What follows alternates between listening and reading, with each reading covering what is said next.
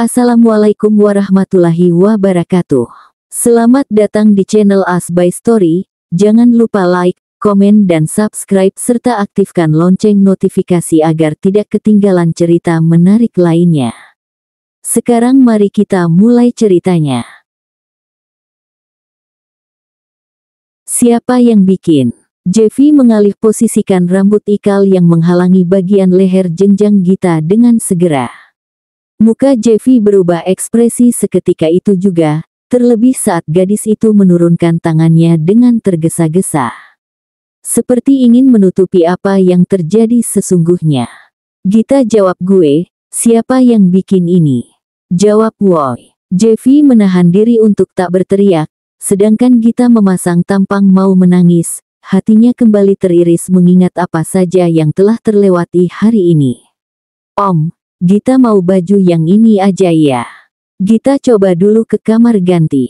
Gita berusaha mengalihkan topik pembicaraan agar Jeffy tak mengungkit masalah noda merah yang terdapat di lehernya tersebut.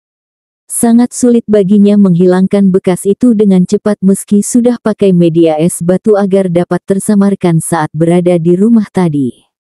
Ini bukan dari gue kan Git, soalnya yang dari gue udah hilang dari kemarin.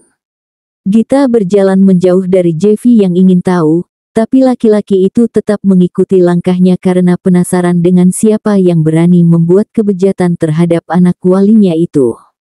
Git, lu jawab Woi. Gita ingin kabur saja dari mall ini, tapi dia punya ide untuk menenangkan diri sementara di ruang ganti. Dia akan pura-pura ganti baju, lalu mengamati majikannya dan mencari waktu yang tepat untuk pergi dibanding terus-menerus diinterogasi seperti ini. Basa Gita Dewani, lu denger gue nggak sih? Jeffy tak peduli dengan beberapa orang-orang yang berada di sekitar mall ini yang sedang sibuk dengan jual beli. Baginya dia harus tahu apapun yang terjadi pada Gita secepatnya. Dia kejar gadis itu sampai ke ruang ganti. Bahkan laki-laki itu berhasil masuk dan mengunci ruangan yang hanya berukuran 1 kali 1 meter tersebut dengan segera. Gita terpojokkan, tubuh besar Jeffy sudah menghadang di depannya. Hanya ada satu pintu keluar tapi sayang pintu itu tepat di belakang majikannya. Git, hei, siapa yang bikin Git? Jeffy mulai mengalih posisikan rambut Gita yang menghalangi bagian yang ingin laki-laki itu investigasi. Bercak itu pasti dibuat dengan nafsu yang memuncak, sangat merah bahkan sampai membiru di tengahnya. Dan bercak lainnya juga ada, tapi tak terlalu kentara, dan ada bekas seperti gigitan juga di sampingnya. Jika gadis ini tak mau, pasti akan meninggalkan luka traumatis. Sepertinya iya, karena Jeffy perhatikan Gita sering menangis ketika di mobil tadi. Bahkan sampai di dalam mall untuk membeli perlengkapan liburan saja dia masih murung dan kebanyakan melamun. Git, lupain ya. Entar gue kasih pelajaran ke pelakunya sampai ampun-ampunan minta maaf ke elu. Jeffy mengusap puncak kepala Gita yang menunduk sedari tadi. Gita refleks memeluk pria tersebut dengan erat, lalu dia menangis sesegukan di dada Jeffy yang kokoh. Air matanya membasahi kemeja pantai yang Jeffy pakai. Majikannya itu mengerti dengan kesedihannya tapi bagian bawahnya segera bangun seakan tak bisa diajak kompromi ketika dada Gita menyentuh badannya yang berotot. Terlalu bundar dan empuk untuk ujian iman agar tak menyentuhnya dengan tangan. Maafin Gita Om Jeff, Gita nggak dengerin omongan Om Jeff, Gita jadi nyesal sekarang. Benar dugaan Jeffy. Pasti wanita berkemeja putih itu sudah dilecehkan seorang pria sampai dia uring-uringan seperti ini. Lu diapain aja sama dia? Fareskan orangnya. Gita mengangguk, berhenti untuk terseguk, lalu dia lepaskan peluknya di tubuh majikannya tersebut. Gita dicium awalnya, terus leher Gita dihisap, dan dada Gita dipegang. Gita nggak mau. Tapi dia malah semakin menjadi-jadi buat maksa. Untung Gita bisa melarikan diri naik ojek di sekitar kejadian. Jeffy menghela napasnya yang berat, kepalanya langsung pusing seketika itu juga. Ya Tuhan, punya anak wali wanita memang seperti pedang bermata dua, menjaganya susah-susah gampang, kalau patuh menyenangkan, tapi jika pembangkang Jeffy pun dibikin tak tenang olehnya. Udah pengalaman kan? Jangan lagi ya. Gue itu keras ke elu biar elu itu terjaga karena gue tahu pergaulan di sini kagak ada yang beres. Ya udah lupain ya, asal keperawanan lu nggak diambil dia, lu hitungannya masih suci kok. Jeffy mengusap air mata yang jatuh ke pipi Gita yang sedikit cubi. Dia kecup jidat pembantunya itu dengan setulus hati. Gita merasa om-om yang satu ini seperti ayahnya sendiri. Begitu tenang rasanya setelah dia mengungkapkan segalanya ke pria tersebut. Mau peluk Om Jeff sekali lagi, boleh kan? Ah, terlambat untuk mengatakan tak bersedia. Tubuh gadis itu kembali menempel pada badan Jeffy yang atletis. Si kecil dalam celananya lagi uring-uringan minta keluar dari sangkar. Tapi apa boleh buat, demi anak Mbak Sumi ini akan berusaha dia tahan. Jangan sampai tubuh Gita yang aduhai itu kembali menggoda iman. Tanda hubung tanda hubung tanda hubung. Setelah lelah berputar-putar seperti tawaf 7 kali di mall tersebut, mereka berdua memutuskan untuk melanjutkan perjalanan. Masih jam 3 siang, itu artinya masih sangat ada cukup waktu untuk menikmati liburan di tempat yang telah di-booking Jeffy sejak pagi tadi. Gita yang duduk di sampingnya yang sedang mengemudi terlihat rusuh sendiri. Mengacak-ngacak yang di dalam plastik itu lalu mencoba satu-satu ke tempat yang sesuai peruntukan benda itu di tubuhnya. Om makasih ya, Gita seumur-umur nggak pernah dibeliin sampai sebanyak ini, Om malah beliin Gita sabrek-abrek gini. Padahal Om nggak perlu repot-repot ngeluarin duit ekstra buat Gita. Jeffy yang barusan membuka kaca mobil untuk merokok, benar-benar bingung dengan sikap pembantunya tersebut. Tadi katanya nggak suka saat mau dibelikan dengan niat berbasa-basi, waktu jadi dibeli malah berterima kasih dan sepertinya dia sangat suka dengan apapun yang sudah menjadi miliknya itu. Lagian lu nggak usah basa-basi nggak pengen beli sih Git, gue tahu kebutuhan lu. Masa tiap hari, lu pakai ikat rambut karet gelang dari bekas pengikat bungkus nasi goreng kemarin malam sih? Terus lipstik lu warnanya norak amat lagi kayak lipstik obral di pasar malam. Bedak lu juga bedak bayi yang lu taburin ke muka tapi suka nggak rata sehingga penampilan lu kayak tikus baru keluar dari tepung setelah bedakan. Terus gelang imitasi yang udah berubah warna tetap lu pake-pake. Ya ampun Gita, untung ya wajah lu cantik, kalau nggak, aduh apa mau dikatalah lu ini. Gita manyun. Bagaimanapun kan dia selalu bergaya sesuai kemampuan. Ya mampunya cuman beli barang seperti itu, ya tak bisa dipaksakan beli barang lainnya. Masa mau ngutang ke rentenir buat barang yang lebih layak, entar dia malah jadi buronan lintah darat kalau tak mampu bayar. Kan Gita nggak mau Om ngeluarin banyak uang untuk Gita. Alah segitu doang, 10 juta sekali lu belanja itu nggak masalah buat gue. Uang gue banyak di mana-mana. Apa Om? 10 juta. Ah, itu lebih dari UKT kuliah Gita lebih dari 1 semester loh Om.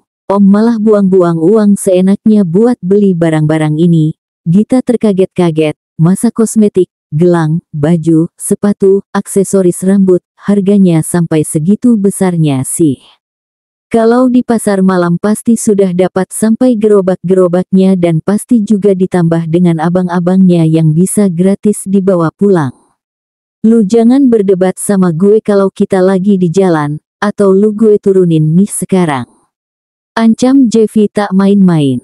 Gita tak tenang, bagaimana bisa benda-benda remeh seperti ini memakan duit sampai segitu besarnya. Om, Gita balikin deh ini barang-barang ke Om. Om boleh jual lagi kemana saja. Lu terima atau gue buang itu barang sekarang. Gita akhirnya menyerah karena diancam dengan cara demikian. Dia masukkan kembali barang-barang yang berharga itu pada tempatnya. Salah juga tadi dia tak tanya detail harganya. Lagian si Jeffy hanya suruh dia mencoba lalu membeli itu tanpa persetujuannya. Semuanya dibeli begitu saja oleh majikannya tersebut. Pembayarannya juga pakai kartu jadi Gita tak tahu persis saat itu berapa transaksinya. Om, Gita boleh nanya nggak? Jeffy memelankan sedikit laju mobilnya, lalu mulai serius mendengarkan pertanyaan dari anak remaja itu. "Kenapa?" ucap Jeffy sambil membuang puntung rokoknya ke jalanan. "Emang kalau cewek diajak jalan sama cowok, biasanya cowok selalu bayarin ceweknya, iya?" Jeffy akhirnya menemukan topik menarik. Lagian laki-laki itu masih penasaran mengenai cerita anak walinya ini dengan Fares dan apa saja yang terjadi di antara mereka berdua. "Kalau gue sih iya, ya gue biasanya pasti bayarin sih, tapi juga ada tuh cewek-cewek kurang tahu diri, padahal belum gue apa-apain tapi udah nyodorin tagihan listrik, air, sewa apartemen, cicilan mobil, macam-macam lah. Sampai gue bingung sendiri, dia bakal nyodorin apa lagi selanjutnya, mungkin biaya pemakamannya untuk kemudian hari kali ya." Gita takjub, sepertinya bagi para wanita, majikannya ini fungsinya sebagai lembaga amal berjalan yang bisa dimintain dana kapan saja, di mana saja, dan atas kebutuhan apa saja. "Ngapain lu nanya gitu? Fares nggak mau bayarin lu ya?" tanya Jeffy penasaran. "Nggak om. Dia malah selalu bayarin Gita, terus waktu Gita lunasin utang Gita ke dia tadi, dia malah marah-marah, katanya bikin harga dirinya terinjak-injak. Terus ya dia ngelakuin itu ke Gita, ngelecehin Gita." Gita kembali tertunduk sedih. Jeffy tahu gadis ini masih syok dengan apa yang dialami tadi. Tapi Jeffy kurang yakin jika itu adalah alasan Fares melakukan hal hina tersebut. "Bukan karena itu menurut gue Git alasan dia ngelakuin itu, tapi emang tubuh lu itu bikin banyak pria jadi kepengen. Apalagi sifat lu yang polos itu, bikin kita-kita ini gemas buat nelanjangi lu." Gita menatap Jeffy dengan mata melotot, pria itu malah tersenyum nakal seperti sedang membayangkan sesuatu ke arah jalanan. "Dasar om-om mesum kurang beradab. Om mesum amat sih. Wajar. Gue normal. Lu aja yang gak normal, ngeliat gue buka baju lu biasa aja, emang menurut lu gue gak ganteng gitu Git?" tanya Jeffy penasaran. Dulu usia ayah Gita saat ninggalin Gita di umur 8 tahun seumuran om gini, ayah Gita juga ada brewokan dulu dan kulitnya sawo matang kayak om. Masa Gita suka sama orang yang seumuran ayah Gita sih? Ya Gita jadi biasa aja sama om. Jeffy menoleh sebentar ke arah gadis itu memastikan dia tak salah dengar. Jadi selama ini wanita ini hanya menganggap Jeffy sebagai pengganti ayahnya yang telah hilang 10 tahun di lautan. "Seriusan? Gila lu Git, udah kayak bapak-bapak aja gue saat bareng sama lu. Tapi gue boleh nanya sesuatu nggak?" ucap Jeffy ragu. "Iya apa om? Kalau gue kayak ayah lu, kok lu bisa menikmati banget sih waktu gue nyerang lu sore itu?" Gita menghela napasnya, semburat merah muncul seketika di pipinya yang sedikit pucat. Dia bingung mau menjawab apa. "Om, kan kita nggak boleh," ucapan Gita dipotong sekenanya oleh Jeffy. "Jawablah Git, please, lu ngerasain apa sih gue jadi penasaran." Jeffy mulai menuntut agar pertanyaannya dapat dijawab gadis tersebut. "Geli om." Terus Gita juga nggak tahu kenapa rasanya pengin itu lagi. Aneh banget sebenarnya. Jeffy mengulum senyum, tinggi juga nafsu gadis remaja itu rupanya. Pantesan Gita kalap sekalap-kalapnya sampai tak sadar untuk meminta-minta agar dapat dipuaskan lagi dan lagi. Ah. Rasanya angin segar sore ini hanya berhembus untuk diri Jeffy sendiri. Tempat ini terlalu bagus untuk seorang pembantu seperti Gita. Kata majikannya tadi, kamarnya di sini. Di lantai 1 yang berlantai kayu, dengan satu ranjang king size berseprai putih bersih, dan tentunya dengan pemandangan laut di salah satu sisi bangunannya yang dibatasi oleh kaca yang luas. Kamar ini juga dilengkapi dengan kamar mandi di dalamnya, dengan batap di atas lantainya yang dipenuhi batu-batu, sepasang wastafel, shower, dan tentunya sinar matahari yang cukup karena atapnya yang terbuat dari kaca tebal tempat masuknya cahaya. Bukan berbaring di ranjang yang Gita pilih untuk melepas lelah setelah perjalanan jauh, tetapi kamar mandi ini dipilihnya sebagai tempatnya sementara berdiam.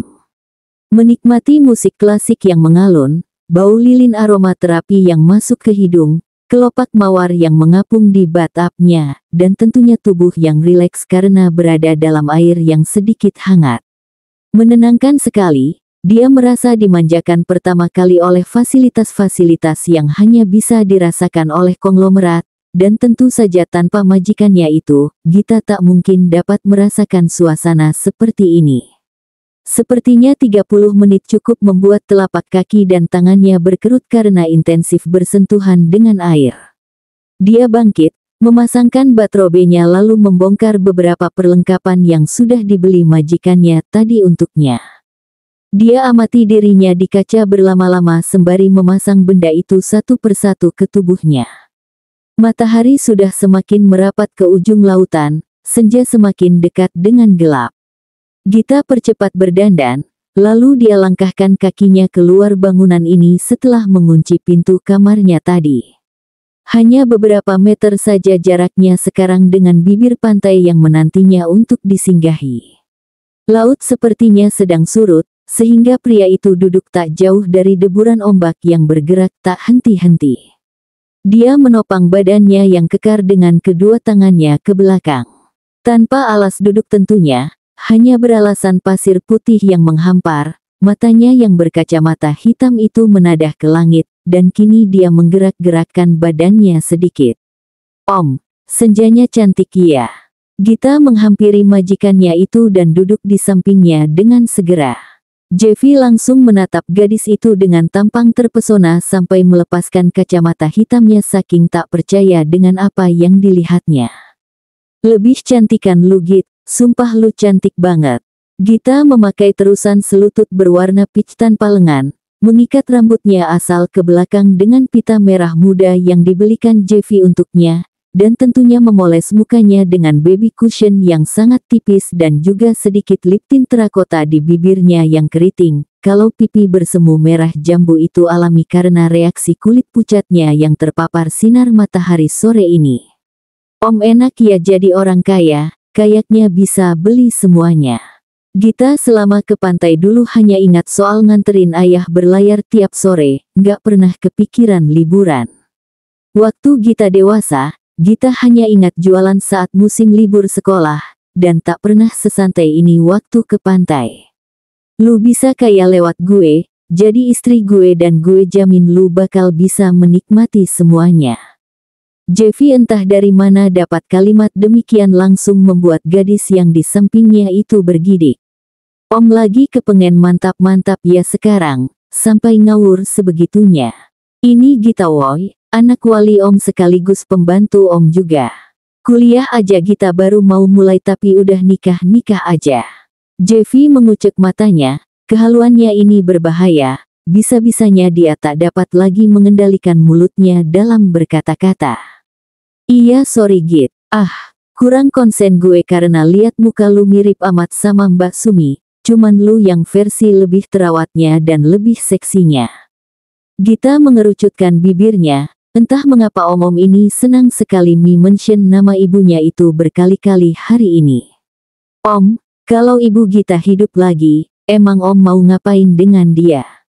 Berterima kasih karena dia benar-benar nyelamatin masa kecil dan remaja gue Git, menjaga gue sepenuh hati, mengantarkan gue ke sana kemari, benar-benar seperti sosok ibu yang baik, tapi karena dia bukan ibu gue, ya gue juga punya keinginan liar buat dia, ya namanya remaja di usia pubertas lu tahu sendirilah ya.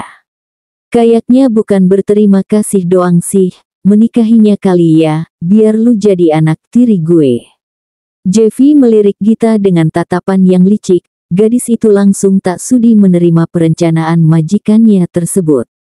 Ogah kalau om jadi ayah tiri Gita, om ceweknya banyak. Om kan tukang tipu banyak wanita. Gita melipat tangannya ke bawah dada. Lalu menghindari tatapan dari Jeffy ke matanya. Lah biarin, kalau Mbak Suminya mau sama gue, lu bisa apa? Ya lu terpaksa menerimalah jadi anak tiri gue. Om mesumnya ke segala usia ya ternyata. Jeffy tertawa melihat Gita yang terlalu sinis menanggapi bercandaannya tersebut. Kalau dilanjutkan bisa perang Badar yang Jeffy takutkan, karena setaunya, Gita sangat benci jika posisi ayahnya digantikan. Ibunya itu hanya untuk ayahnya seorang. Titik tak pakai koma. Git, Mbak Sumi benar-benar sukses mendidik lu menjadi anak yang baik, tapi sayangnya lu masih terlalu lugu dalam menjalani hidup yang kejam ini. Sama kayak gue dulu, dididik Mbak Sumi rasanya hidup gue terarah, masa anak-anak sampai remaja gue masih di jalan yang benar, jadi kangen sama dia. Gita jadi iri dengan laki-laki di sampingnya ini. Karena selama dia dirawat ibunya, Gita hanya bisa nikmatnya dimanja hanya selama 8 tahun sebelum ibunya berangsur-angsur jatuh sakit.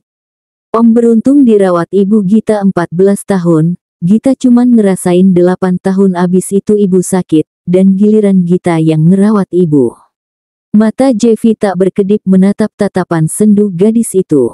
Rasanya benar-benar berhutang budi dengan keluarga Gita. Gue akan rawat lu sebisa mungkin. Gue akan bahagiain lu, dan suatu saat gue juga lakuin hal yang sama ke adik-adik lu itu kalau mereka pindah ke kota. Untuk sementara, hanya dukungan finansial yang bisa gue kasih ke mereka.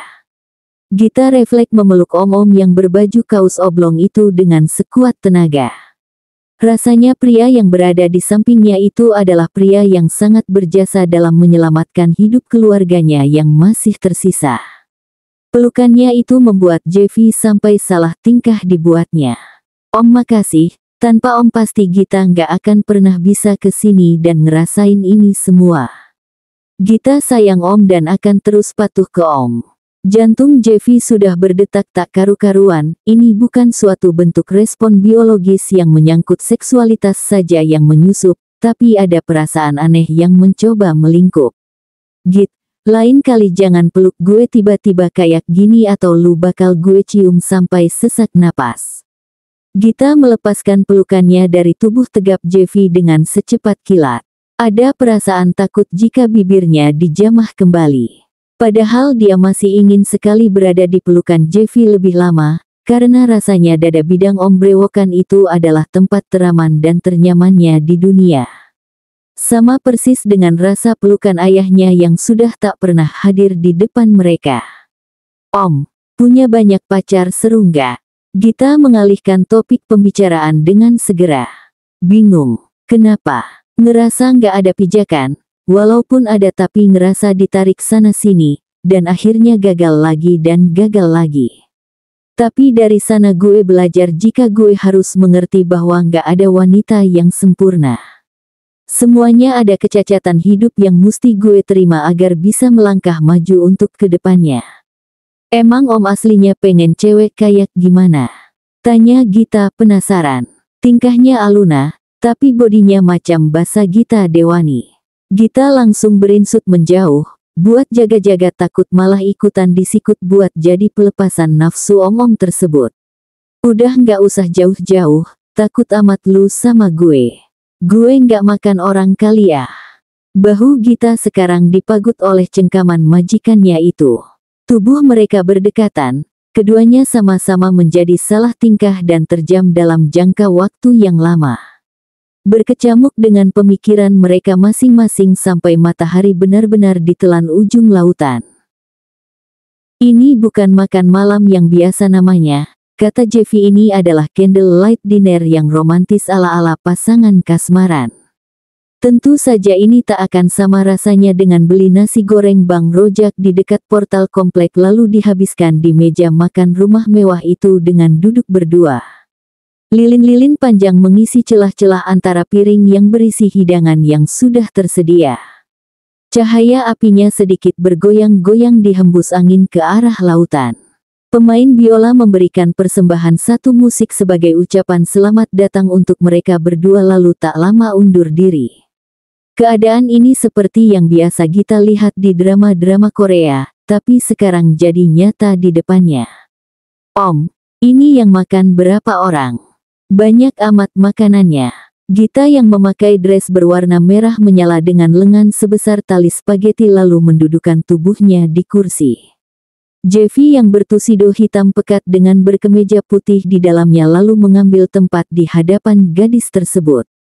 Tatapan matanya seperti tertanam pada Gita yang terlihat lebih dewasa dibanding yang sore tadi. Penampilan Gita dengan rambut indah yang terurai itu benar-benar seperti gambaran wanita yang selalu Jeffy impikan dari malam ke malam. Om, diam aja, ditanya. Ya kita berdualah, emang menurut lu ada tanda-tanda mau kondangan di tempat ini? Di sini cuman ada kita berdua. Gita kembali mengamati di sekelilingnya, enak sekali jadi orang kaya rupanya. Bisa menyewa tempat privat seperti ini. Om, ini nggak ada air buat cuci tangan ya. Air kobokan kata lu. Ini pakai tisu basah. Jeffy mengeluarkan benda itu dari dalam tusidonya, lalu Gita menerima tisu basah itu dan mengusapkan ke tangannya dengan segera. Boleh langsung mulai makan nggak om? Gita lapar nih. Jeffy benar-benar tertawa, memang lucu sekali pembantunya ini. Noraknya pas untuk dibawa kemana-mana. Udah. Buruan lu makan. Semuanya bisa lu makan, kecuali lilin, piring, sama meja. Terus sendok garpunya bisa dimakan dong om. Hebat amat jadi orang kaya. Besi pun bisa dimakan, ususnya terbuat dari baja kali ya. Becanda mululu, katanya lapar tadi. Ayo makan. Gita akhirnya bersemangat untuk memasukkan makanan itu ke piring. Dia sampai berdiri karena sepertinya lagi kalap dengan banyaknya makanan di hadapannya. Yakin bakal habis segitu banyaknya. Gita meletakkan chicken barbecue, tuna salad, chicken fillet, dan garlic butter shrimp dalam satu piring. Penuh dan menggunung, bahkan sedikit melebihi kapasitas wadahnya sehingga sedikit tumpah. Nggak ada nasi, takut nggak kenyang. Ya Tuhan. Inilah satu-satunya cewek yang pernah Jeffy bawa ke sini dengan gaya paling tak terelegan yang pernah ada. Pipinya seketika cemong oleh minyak dan saus karena makan dengan kecepatan tinggi. Untung saja itu kaki tak naik satu ke kursi, kalau iya, mungkin gadis itu kira mereka sekarang bukan candlelight dinner tapi lagi makan di warung Tegal pinggir jalan. Om, enak ya, jarang-jarang kita makan malam kayak gini. Biasanya juga nasi goreng Bang Rojak lagi, nasi goreng Bang Rojak lagi, fast food lagi, nggak pernah makan kayak gini selama Gita kerja di tempat om. Jeffy yang sedang memotong steak tunanya dengan pisau lalu menatap ke arah Gita dengan geleng-geleng kepala. Belum juga habis satu piring besar dengan makanan yang dia campur sesukanya.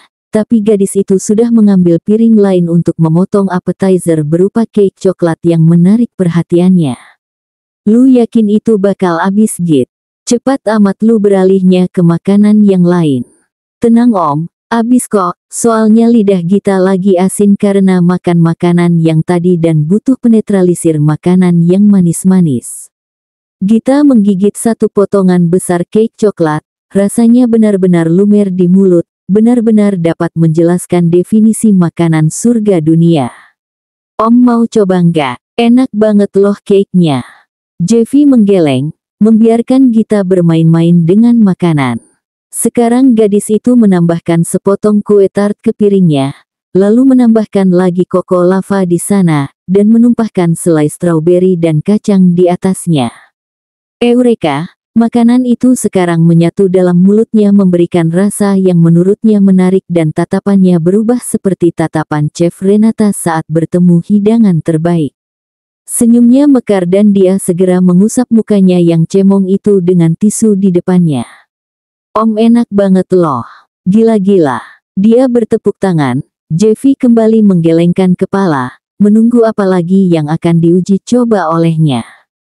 Git. Lu nggak boleh minum itu, jangan-jangan. Entar lu riuh pas mabuk. Gita sudah menenggak anggur itu dari botolnya.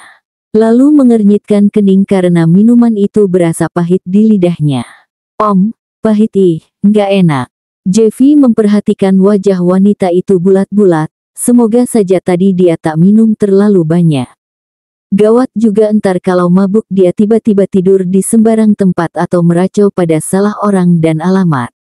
Itu nggak enak om, Gita makan yang ini aja deh. Dia sekarang mencomot potongan buah semanggak di dekat meja Jeffy lalu memasukkannya ke mulut dengan segera.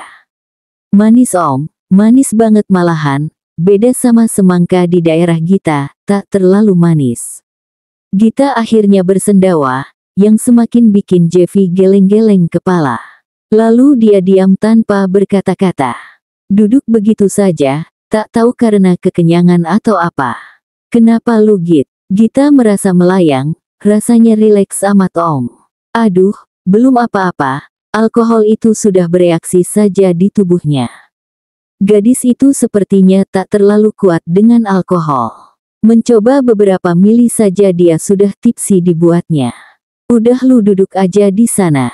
Gue suruh orang nyari air kelapa dulu. Jeffy bangkit dari kursi lalu berlari mencari bantuan. Sedangkan gadis itu duduk untuk kembali memastikan rasa wine itu lagi karena penasaran. Kenapa rasanya terasa pahit di lidah? Mungkin cara minumnya harus dicampur dengan sedikit air seperti sirup pada umumnya. Dia mulai bereksperimen saat pikirannya sudah melayang-layang ke sana kemari. Menambahkan air sedikit ke gelas, ditambah wine dan sedikit pemanis dari gula. Masih tetap pahit, bahkan ketika sudah 2 sachet gula tebu ditambahkan ke campuran tersebut. Dia ambil lagi gelas baru karena tak sanggup menghabiskan yang pertama. Dia perbanyak konsentrasi air dan sekarang perbandingannya jadi 1:1, selanjutnya dia tambah 2 sachet gula. Rasanya sekarang benar-benar sebaik rupanya yang berwarna merah keunguan itu. Dia teguk tanpa bersisa, tapi apa mau dikata, tak berapa lama Gita tak ingat apa-apa. Tak sadarkan diri singkatnya. Jeffy yang baru saja tiba membawa kelapa muda terkejut karena melihat anak walinya itu kini mukanya sudah menempel pada meja. Rambutnya ada yang tercelup pada kuah tongseng dan Jeffy tahu penyebabnya apalagi kalau bukan wine berkadar alkohol 16% ini yang sepertinya Gita baru saja bermain-main dengannya. Boro-boro membuat anak Mbak Sumi ini mengerti hakikat makan malam romantis, Gita malah telah mengacaukan semuanya tanpa terkecuali. Git bangun woi, ini gue. Jeffy mengguncang-guncang bahu Gita yang kini tampak semakin seksi karena tali gaunnya itu berubah posisi jatuh ke lengan atasnya yang sedikit berisi. Git, kalau mau tidur di dalam kamar, bukan di meja makan. Gita tak bersuara. Dia hanya memukul pelan meja. Jeffy tak ada pilihan, sebelum gadis ini komat kamit, lebih baik memindahkannya ke dalam kamar. Dia bopong Gita seperti membawa karung beras, meskipun sedikit terlambat karena wanita ini sudah meracau-racau tak jelas. Bersambung.